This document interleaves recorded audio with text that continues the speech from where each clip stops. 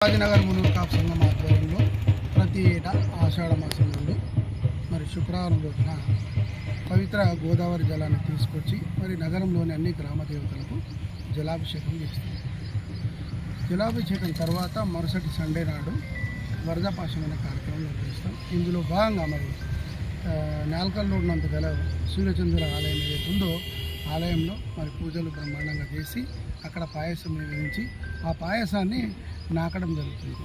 దాని తర్వాత ఆరెల్లి మైసమ్మ దగ్గర మరి అందరం కలిసి మరి ఇక్కడ కలిసికట్టుగా మరి మేకలు బలి ఇవ్వడం జరుగుతుంది.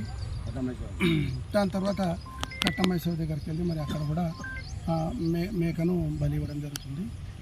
ఈ కార్యక్రమం ప్రతి ఏటా మేము చేసేదానికి అర్థం ఏంటంటే మరి వాతావరణంలో మార్పుల కారణం చేత అకాల మరణాలు సంభవించకుండా రోగాలు రాకుండా మరి ఇటు పూజలు నిర్వహించి మరి మా పశువులు పంట బాగుండాలని చెప్పేసి మనస్ఫూర్తిగా కోరుతాం. మరి మా పెద్దలు ఏదైతే దారి చూపెట్టినరో అవి మేము తూచా తప్పకుండా పాటిస్తూ మరి ఇక్కడ దాకా మేము వచ్చినాము. దేవుని దయ వల్ల అందరం కూడా చాలా బాగున్నాము. అందులో భాగంగా ఏంటంటే ఇది ఆ మాసం వచ్చిందంటే మునూరు కాపులు ముందంజలో ఉంటారు.